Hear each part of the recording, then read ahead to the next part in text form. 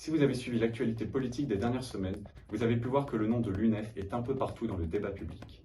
Ils ont fait parler d'eux à Sciences Po Grenoble, où leur section locale a lancé une cabale contre 2 professeurs au nom de la lutte contre la fameuse islamophobie, affichant leur nom partout sur les murs et tentant d'obtenir leur exclusion.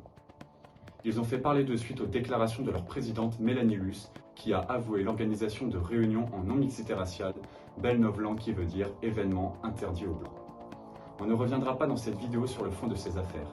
L'islamo-gauchisme et l'indigénisme de l'UNEF ne sont plus une surprise et nous le dénonçons depuis longtemps. Nous voulons vous donner notre point de vue sur le sort à réserver à l'UNEF. Pour nous, la dissolution n'est pas la bonne solution. Alors certes, par souci de cohérence, M. Darmanin devrait dissoudre l'UNEF comme il l'a fait avec Génération Identitaire, au motif que l'association ne lui plaisait pas. Mais nous sommes cohérents et trouverons dangereux que l'on supprime des mouvements parce que leurs idées politiques ne nous plaisent pas. Nous préférons combattre l'UNEF dans nos facs, montrer que leurs idées sont une vaste blague. La meilleure solution, c'est de leur couper les robinets d'argent public, car c'est tout ce qui les maintient en vie. En 2019, l'UNEF a touché 630 000 € de subventions. Ils peuvent compter sur les subventions de leurs élus dans les conseils universitaires, notamment au CNESER et au CROUS, où personne ne sait ce qu'ils font exactement. Ce n'est pas là leur seule source de revenus. Comme l'UNI d'ailleurs, l'UNEF a accumulé un joli pactole depuis des années, des décennies, grâce au système des réserves parlementaires ou aux subventions des élus locaux. Benoît Hamon, par exemple, lorsqu'il était député, donnait plusieurs milliers d'euros à l'UNEF.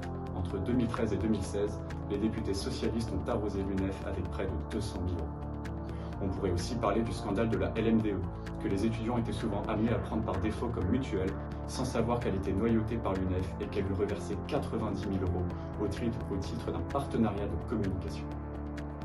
Nous demandons à ce que les élections étudiantes ne donnent plus lieu à aucune subvention. Il est temps d'arrêter de faire pleuvoir de l'argent public sur l'UNEF pour des élections qui n'intéressent qu'une poignée d'étudiants. Le magazine Marianne a fait le calcul. L'UNEF ne représente réellement qu'1,4% du corps électoral des 20 premières facs de France.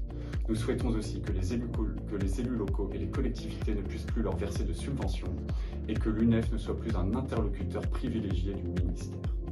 C'est comme ça que l'UNEF mourra à petit feu et qu'elle sera obligée d'aller chercher de l'argent auprès du peuple, auprès des donateurs comme nous le faisons à la cocarde. Nous leur souhaitons bon courage car ils ne sont pas si nombreux ceux qui accepteront de financer l'anti-France.